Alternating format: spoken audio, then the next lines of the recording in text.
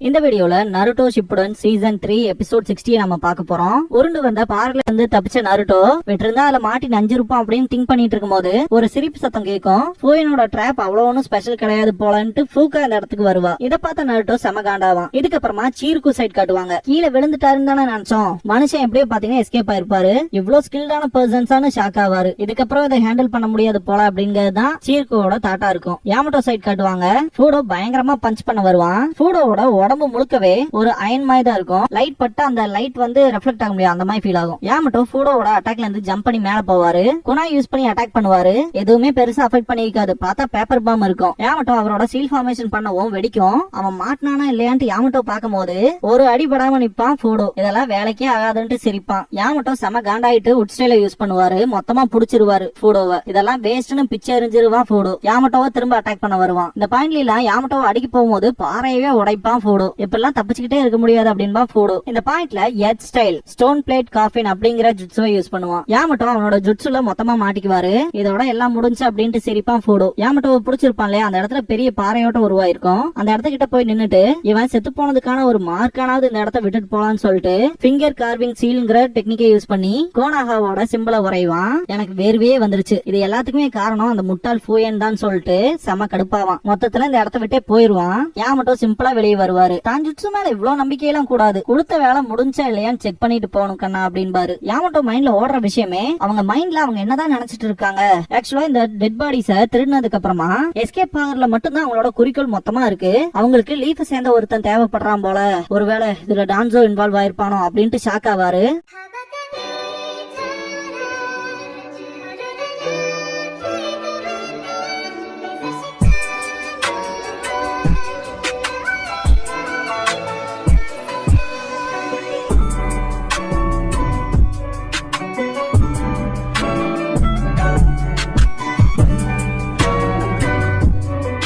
Opening song முடிஞ்சதுக்கு அப்புறமா இம்பெர்மனன்ஸ் அப்படிங்கிற இந்த எபிசோடோட டைட்டில் போட்டு ஸ்டார்ட் பண்றாங்க.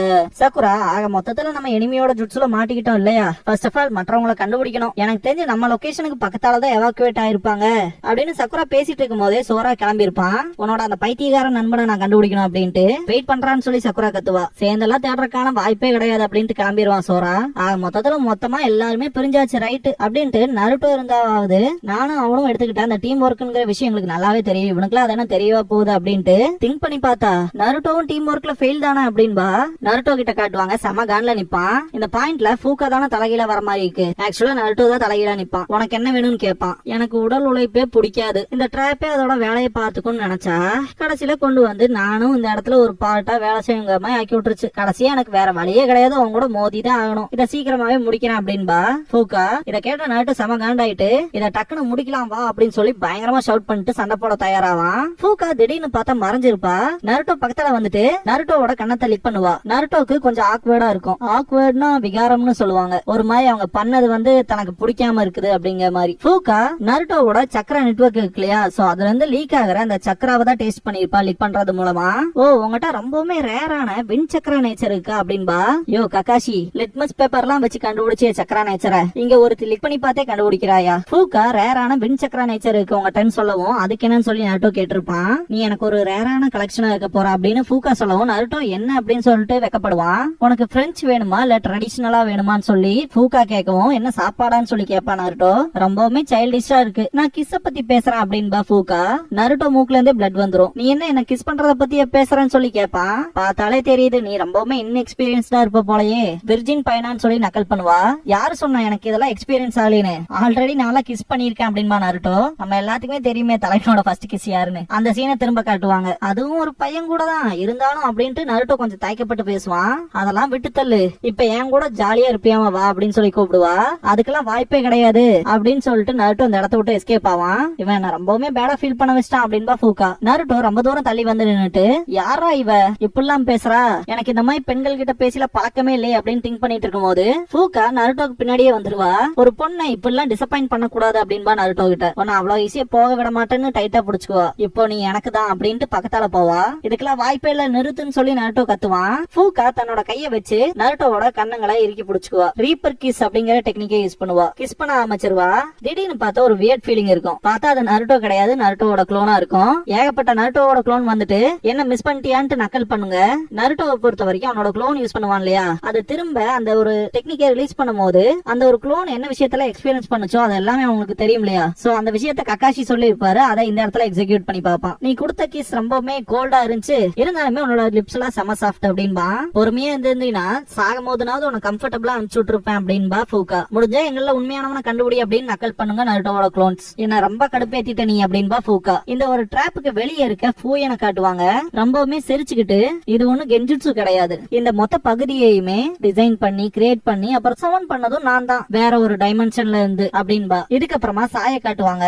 உன்னால அவ்வளவு ஈஸியா ஒண்ணும் தப்பிக்க முடியாது அப்படின்பா ஃபூயன். எதிரி உருவாக்கின பகுதியில நின்று சண்டை போடுற அளவுக்கு நான் ஒன்னும் முட்டாள் கிடையாது அப்படின்பா சாய். திடீர்னு பார்த்தா சாய் மறைஞ்சு போயிருப்பான். ஒளியறதெல்லாம் வேலைக்கே ஆகாது, என் கண்கள்ல இருந்து உன்னால தப்பிக்கவும் முடியாது, அதுன்னு மட்டும் இல்லாம உன் மேல என் மார்க் ஒண்ணு இருக்கு அப்படின்பா. அதாவது அந்த டிராக்கிங் டிவைஸ் செட் பண்ணிக்காலே, அதை நீ எங்க போறக்கு ட்ரை பண்ணாலும் அதை நான் ஈஸியாவே லொகேட் பண்ணிடுவேன் அப்படின்ட்டு சிரிப்பா. சாய் எஸ்கேப் ஆகி போற விஷயமும் பாத்தீங்கன்னா அந்த ஒரு டிராக்கிங் டிவைஸ் ஃபிட் பண்ணிருப்பாலே, அது வந்து ஆல்டரிங் டெரைன் டயக்ராம் ஸ்க்ரோல்ல அப்படியே தெரியும் சாய் எங்க எல்லாம் போறான்ங்கிறது. இதுக்கப்புறமா சாய் கிட்ட காட்டுவாங்க. அவகிட்ட இருந்து தப்பிச்சிட்டனா இல்லையான்ட்டு பாப்பான். சீக்கிரமா மற்றவங்களை கண்டுபிடிச்சாகணும் அப்படின்னு சொல்லிட்டு ஓட ஆரம்பிப்பான். இது எல்லாத்தையுமே ஈஸியா உட்கார்ந்த இடத்துல இருந்து ஃபூயன் பாத்துட்டு இருப்பா. ஓ அந்த பாதையை சூஸ் பண்ணிருக்கியா அப்படின்ட்டு அவளோட பிரஷ் யூஸ் பண்ணி அந்த இடத்த மார்க் பண்ணுவா. மொத்த இடமே இடிஞ்சு விடுகிற மாதிரி இருக்கும். சாய் அதுல இருந்து எப்படியே எஸ்கேப் ஆயிருப்பான். சாய்க்கு என்ன நடக்குதுன்னு கூட புரியாது. திரும்ப சாய் போற அந்த பாத்தை பாத்தீங்கன்னா மறைக்கிற மாதிரி ஒரு ஆர்க் மாதிரி பாத்தீங்கன்னா பெயிண்ட் பண்ணுவா. சாய் கிட்ட காட்டுவாங்க. அவன் போற வழி எல்லாமே மூட ஆரம்பிக்கும். சின்ன வயசுல எல்லாம் நம்ம பண்ணிருப்போம் இல்லையா, எறும்பு ஏதாவது நம்ம கண்ணு முன்னாடி போச்சுன்னா அந்த இடத்துல கையை வச்சு மறைச்சோம்னா அது வேற வழியில போகும். அதை பார்த்து எக்ஸைட் ஆன நம்ம, ஓ நம்ம இப்படி கை வச்சாலே அது அந்த பக்கம் போகுதா அப்படின்னு சொல்லிட்டு நம்ம அதோட விளையாடு வந்தீங்களா. ஆக்சுவலா அது பேரு விளையாட்டு இல்ல. இந்த ஒரு சீனை பார்க்கும் போது எனக்கு அந்த விஷயம் தான் ஞாபகத்துக்கு வந்துச்சு. ஒரு சின்ன பூச்சி கிட்ட எப்படி மனுஷங்க வந்து ஒரு சில லீலைகளை காட்டுவாங்களோ அந்த மாதிரி தான் பாத்தீங்கன்னா ஃபூயன் சாய் கிட்ட விளையாண்டு இருப்பா. நான் எங்க இருக்குன்னு அவளுக்கு எப்படி தெரியுது, அப்புறம் நான் போற பக்கம்லாம் எதுக்காக டிராப்ஸ் எனக்குனே இருக்கு அப்படின்ட்டு செம காண்டாவான். பின்னாடியே பாத்தீங்கன்னா டிராக்கிங் டிவைஸ் இருக்கும், மேல வந்துருவான். சாய் எங்க இருக்காங்கிற விஷயத்த பார்த்துட்டு இந்த ஒரு விளையாட்டை முடிச்சு வைக்க வேண்டியதுதான் அப்படின்ட்டு மார்க் பண்ணுவா ஃபூயன். இதுக்கப்புறமா சாய் சைட் காட்டுவாங்க. அவன் வேகமா ஓடி போகும்போது ஒரு டிராப்குள்ள மாட்டிக்குவான். ரொம்ப மோசம்ல, உன்னோட மூவ்மெண்ட்ஸ் எல்லாமே என்னோட டிசைனர் பிளான்லயே அப்படியே அப்பட்டமா இருக்கு, என்கிட்ட அதெல்லாம் ஈஸியா எஸ்கேப் ஆக முடியாது அப்படின்ட்டு earth style spheres of stone அப்படிங்கிற டெக்னிக்கை யூஸ் பண்ணுவா ஃபூயன். ஒரு கல்லு மொத்தமா ஷார்ப் ஆகி ஃபூயனோட கைக்கு போகும். ஃபைனல் ப்ளோவா அதை தூக்கி எறிவா. சாய் செத்துட்டாண்டான்னு திங்க் பண்ணும்போது தான் பாத்தீங்கன்னா அது இங்க் க்ளோனா இருக்கும். சாய் ஆல்ரெடி கண்டுபிடிச்சிருப்பான். அதனாலதான் டிராக்கிங் டிவைஸ அவனோட இங்க் க்ளோன்ல வச்சு விளையாட்டு காமிச்சிருப்பான். ஃபூயனுக்கு பின்னாடி வந்து நின்னுட்டு சூப்பர் பீஸ்ட் ஸ்க்ரோல் டெக்னிக்கை யூஸ் பண்ணுவான் சாய். இந்த ஒரு விஷயத்துல இருந்து எஸ்கேப் ஆகறதுக்காக ஃபூயன் திரும்பவும் ஸ்பேஸ் ஆஃப் ஸ்டோன்ங்கிற டெக்னிக்கை தான் யூஸ் பண்ணுவா. திரும்பி பார்க்கும்போது பார்த்தா அந்த இடத்துல சாய் இருக்க மாட்டான். புத்திசாலி பையன் தான் எஸ்கேப் ஆயிட்டான் அப்படின்ட்டு, இப்பதான் நான் நினைச்ச இடத்துக்கே நீ வந்திருக்க அப்படின்னு சொல்லிட்டு ஒருவேளை நம்ம தான் இவனை கொஞ்சம் அண்டர் எஸ்டிமேட் பண்ணிட்டோமோ அப்படின்பா. இதுக்கப்புறமா கோனஹால காட்டுவாங்க. டான்சோ டீ ப்ரிப்பேர் பண்ணிட்டு இருப்பான். இந்த பாயிண்ட்ல மேல 2 ஆன்பு பிளாக் ஆப் மெம்பர்ஸ் இருப்பாங்க. ஒரு கிழவனை பாதுகாக்க வேண்டிய நேரம் ஒண்ணும் இது கிடையாது அப்படின்பா டான்சோ. இதுக்கப்புறமா சீஜனை சைட் காட்டுவாங்க. ஒரு மெசஞ்சர் பேர்ட் வரும். இந்த டைம்ல ஒரு மெசேஜா அப்படின்ட்டு ஷாக் ஆவாங்க. அந்த ஒரு ஆந்தைய சுனாடை கிட்டையும் கொண்டு போவாங்க. என்ன கொண்டு வந்த அப்படின்னு சொல்லி சுனாடை கேட்கவும், ஒரு ஆந்தை இத பிளாக்கி ஸ்டோனோட ஃபிஷ் ஹவுல் அப்படின்பாங்க அப்படின்னு சீசனே சொல்லவும், நான் அதை பத்தி எல்லாம் கேட்கல, அந்த ஆந்தை இப்ப இங்க என்ன பண்ணிட்டு இருக்குன்னு சொல்லி கேட்பாங்க. ஃபயர் டெம்பிள்ல இருந்து ஒரு அர்ஜென்ட் மெசேஜ் வந்திருக்கு. டீம் கக்காஷிய அட்டாக் பண்ணிட்டாங்க, எனிமியை தேடி போறப்ப அவங்க எனிமியோட டிராப்ல மாட்டிக்கிட்டாங்க அப்படின்னு சீசனே சொல்லவும், சுனாடே இத முதல்லயே சொல்லி தொலை வேண்டியதானு கத்துவாங்க. இதுக்கப்புறமா ஃபோடோ இருக்க சைட் காட்டுவாங்க. இந்த இடத்துக்கு ஃபூயன் வந்துருவா. நான் ஆல்ரெடி ஒருத்தன் கதையை முடிச்சிட்டேன் அப்படின்பா ஃபோடோ சிரிச்சுக்கிட்டே. உன்னோட ஆப்போனன்ட் மாதிரி என்கிட்ட கிடையாது, நான் சண்டை போட்டது ஒரு யங் மேன் கிட்ட, செம்மையா ஃபைட் பண்ணாம்பா அப்படின்பா.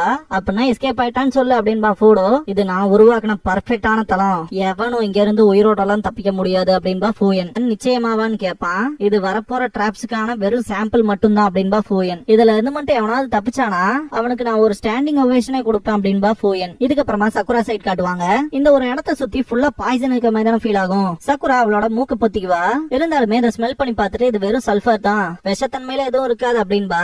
திடீர்னு பார்த்தா அவளுக்கு பின்னாடி இருந்து ஒரு பெரிய சலந்தி வரும். சக்குராவை அட்டாக் பண்ண ஆரம்பிச்சிரும். முடிஞ்சாடா அப்படின்னு திங்க் பண்ணும்போது குறுக்க சாய் வந்து காப்பாத்திடுவான். அவனோட ரைட் ஷோல்டர்ல அடிபட்டுரும். ஸ்பைடர் திரும்ப அட்டாக் பண்ண வரும்போது சாய் ரொம்ப தூரத்துக்கு பின்னாடி போயிட்டு அவனோட சூப்பர் பீஸ்ட் ஸ்க்ரோல் டெக்னிக்கை யூஸ் பண்ணுவான். ஸ்பைடர் அதை டிஃபீட் பண்ணிட்டதா நினைக்கும். இருந்தாலுமே அதோட கண்ணில் இங்க் பட்டனால அதனால பார்க்க முடியாது. இந்த சான்ஸை யூஸ் பண்ணி சாய் பாத்தீங்கன்னா ஸ்பைடரோட நெத்தியிலேயே அவனோட கத்தியா இருக்குவான். செலந்தி சாயை தூக்கி வீசிரும். சாயோட வலது கை ஒரு பாறையில இடிச்சிரும். அவனுக்கு பயங்கரமான வலி இருக்கும். சக்குரா சாயை நோக்கி ஓடுவா. நீ பரவாயில்லையா அப்படின்னு கேட்டுட்டு சக்குரா சாயை பார்த்துட்டு உன்னோட கை எலும்பு உடஞ்சிருக்கும் போல இருக்கு, இது கொஞ்சம் வலிக்கத்தான் செய்யும் அப்படின்ட்டு ட்ரீட் பண்ணுவா. சாயினால வலி தாங்க முடியாம கத்துவான். சிலந்தியோட பாய்சன் எல்லாம் சாய் மேல பட்டிருக்கும் இல்லையா, அதுக்குமே சேர்த்தி அந்த சிலந்தியோட விஷம் எல்லாம் பாத்தீங்கன்னா அவ்வளவு பெருசாலாம் இருக்காது. இருந்தாலுமே அதை நியூட்ரலைஸ் பண்ணிருப்பா சக்குரா. இந்த விஷயத்துல சாய் கிட்ட சொல்லவும் ஆக்சுவலா நீ நகர்ந்துட்ட, எனக்காக நீ நகர்ந்துட்டீல அப்படின்னு சொல்லிட்டு சிரிப்பான். சக்குராக்கு ஒண்ணுமே புரியாது. அவளோட இன்ஜெக்ஷன் எடுப்பா ஆன்டிடோட போடுறதுக்கு. சாய் அவனோட பேக்ல இருந்து ஒரு புக் எடுப்பான். என்னடா இதுன்னு சக்குரா பாப்பா. பார்த்தா self sacrifice and how it works அப்படின்னு டைட்டில் இருக்கும். அதாவது தியாகம் பண்றதுங்கிறது எப்படி ஒர்க் ஆகும்னு சொல்லி இருக்க புக் தான் அது. இந்த புக்கோட ஹெட்டிங்க படிப்பா சக்குரா. படிச்சுட்டு ஷாக் ஆவா. சாய் ஆமா அப்படின்ட்டு ஒரு பர்சனுக்காக தன்னோட லைஃபையே டேஞ்சர்ல போட்டுக்கிட்டா கண்டிப்பா பர்சனல் கனெக்ஷன்ஸ்ங்கிறது நல்லாவே உருவாகும், அப்படிதான் போட்டுருந்துச்சு அப்படின்னு சொல்லிட்டு அதுலயும் குறிப்பா பெண்கள் கிட்ட அப்படின்பா. இதே விஷயத்த நருட்டோ கிட்டையும் ட்ரை பண்ணி பாக்கணும் போல அப்படின்னு சொல்லிட்டு இருக்கும் போது அப்படியா சரி சரி வாய மூடு இப்ப அப்படின்னு சொல்லி ஊசியை போட்டு விட்டுருவா. சாய் வலி தாங்க முடியாம கத்துவான். உன்னோட அதிர்ஷ்டம்லாம் போயிருச்சு குழந்தை, இப்ப நான் செம்ம கான்ல இருக்கேன் அப்படின்பா ஃபூக்கா. அப்படின்னா சரி வா உன்னோட திறமையை காட்டுன்ட்டு எல்லா குளோன்ஸுமே கத்த ஆரம்பிக்கும். அதுலயும் ஒரு குளோன்லாம் உன்னால இங்க இருக்க எங்க எல்லாத்தையுமே கிஸ் பண்ண முடியுமான்னு கத்தும். Fuka fire style phoenix flower jutsu use பண்ணுவா. எல்லா குளோன்ஸையுமே டிஃபீட் பண்ணிட்டு நான் சொன்ன மாதிரி நீ பொடியன் தான் அப்படின்ட்டு உண்மையானவன் எங்க ஒளிஞ்சிட்டு இருக்காங்கிறது எனக்கு ஆச்சரியமே அப்படின்ட்டு திரும்பி சுத்தி முத்தி பாப்பா. திடீர்னு பார்த்தா மேல காட்டுவாங்க நருட்டோனோட குளோனை யூஸ் பண்ணி ரசங்கான் பண்ணிருப்பான். ஃபூக்காவை அடிச்சிருப்பான். இந்த பக்கம் வரவும் அவ இதுல மாட்டினாலா இல்லையான்ட்டு நருட்டோ ஷாக்கிங்ல தான் இருப்பான். புகையெல்லாம் போனதுக்கு அப்புறமா நருட்டோ பாக்கும்போது அங்க ஒரு பெரிய குழி மட்டும் தான் இருக்கும். அவன் மாட்டிருக்க மாட்டா. எங்க தாண்டா போனாங்கிற மாதிரி ஷாக்ல இருப்பான் நருட்டோ. எனக்கு சுத்தமா புரியல, அவளோட கதையை நான் முடிச்சிட்டேன்னு திங்க் பண்ணிட்டு இருந்தேன் அப்படின்பா நருட்டோ.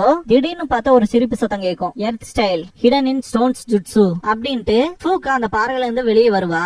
நீ நல்லா சண்டை போடுற, இப்போதைக்கு எனக்கு உன்னோட வின் சக்கரா தான் அதிகமா தேவைப்படுது அப்படின்பா ஃபூக்கா. இதெல்லாம் பார்த்த நருட்டோ நீ என்ன அழிவில்லாதவளா, என்னோட ரசங்கான்ல அடி வாங்கினதுக்கு அப்புறமா உனக்கு காயம் படலையா, அதுக்கான வாய்ப்பே கிடையாது அப்படின்னு நருட்டோ சொல்லிட்டு இருக்கும் போது உன்னோட மூவ்மெண்ட்ஸ் எல்லாம் ரொம்பவுமே ஸ்லோவா இருக்கு, அது சிம்பிளாவே பார்க்க முடியுது. அதெல்லாம் விட முக்கியமா இந்த தடவை கண்டிப்பா என்னோட கிஸ் ஆஃப் டெத் நீ வாங்கியே தருவ அப்படின்பா ஃபூக்கா. அவ்வளவு ஈஸியா நடந்துராது அப்படின்பா Naruto. Fuka first of all உன் வாயில இருந்து வார்த்தைகளே வராத மாதிரி பண்றேன் அப்படின்பா. Naruto shadow clone jutsu use பண்ணுவான். மறுபடியும் க்ளோன்ஸா, உனக்கு என்ன வேற எதுவுமே தெரியாதா அப்படின்ட்டு water style mouth of the serpent அப்படிங்கிற டெக்னிக்கே யூஸ் பண்ணுவா. க்ளோன் அப்புறம் ரியல் நருட்டோ எல்லாருமே மாட்டிக்குவாங்க அந்த தண்ணியில.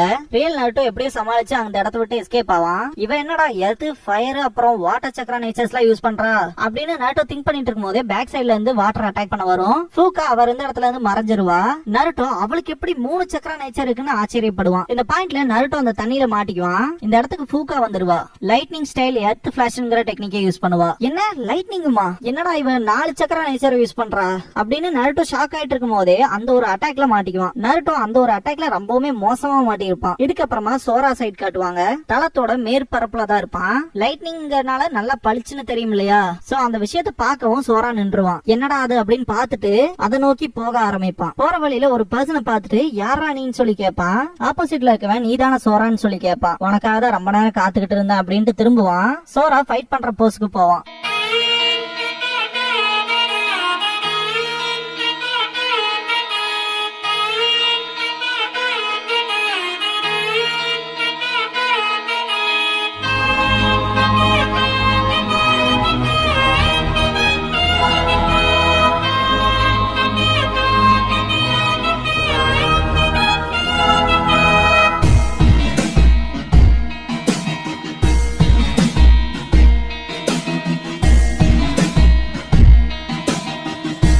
க்ளோசிங் சாங் முடிஞ்சதுக்கு அப்புறமா கான்டாக்ட் அப்படிங்கிற எபிசோட தான் நம்ம அடுத்து பார்க்க போறோம் அப்படின்பா நருட்டோ. இதுக்கப்புறமா சீசனை காட்டுவாங்க. ஏகப்பட்ட புக்ஸ தூக்கிட்டு வருவாங்க தூக்க முடியாம. டான் நான் வேணா ஹெல்ப் பண்ணிட்டுமாங்க மாதிரி கேட்கும். பரவாயில்ல அப்படின்னு சீசனே சொல்லும் போது பார்க்கவே ஹெவியா இருக்கும் போலே அப்படின்பாரு யாமட்டோ. கேப்டன் யாமட்டோ நீங்க இங்க என்ன பண்றீங்கன்னு சொல்லி கேட்பாங்க சீசனே. என்னோட மிஷன் ரிப்போர்ட் சப்மிட் பண்றதுக்கு வந்தேன் அப்படின்னு அவர் சொல்லவும் சீசனே யாமட்டோ கிட்ட ஹெல்ப் கேட்பாங்க.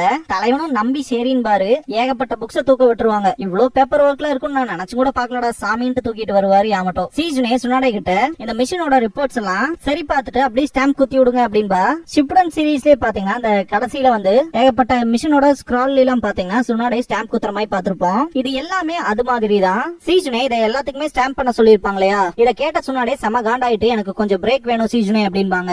அது எல்லாத்தையுமே மறந்துருங்க. நிஞ்சா ரெஜிஸ்ட்ரேஷன்ஸ் இருக்கு, மிஷன் இன்ஃபர்மேஷன்ஸ் எல்லாம் ஃபைல் பண்ணும். அது மட்டும் இல்லாம ஃபியூடல் ஆர்டரோட சேர்ந்து ரவுண்ட் டேபிள் மீட்டிங் இருக்கு. இப்படி சீசனே சொல்லிட்டு இருக்கும் போது சரி சரி அப்படின்பாங்க சுனாடே. உங்களோட ஜாப் ஹொக்காகேவா ரொம்ப ரொம்ப டிஃபிகல்ட்டா இருக்கு அப்படின்னு பாரு யாமட்டோ. சுனாடே காலையில இருந்து நைட்டு வரைக்கும் எவனை பார்த்தாலும் பிரச்சனை எல்லாத்தையுமே எங்கிட்ட தான் கொண்டு வந்து போடுறான். இதுல ரொம்பவுமே மோசம் என்னன்னா இந்த கவுன்சிலர்ஸ்க்கு பேபி சிட்டிங் பண்றது அப்படின்னு கத்துவாங்க. இதை கேட்ட சீஜனேவும் யாமட்டோவும் கொடுக்குற ரியாக்ஷனே செம காமெடியா இருக்கும். இதோட இந்த எபிசோட் முடியும்.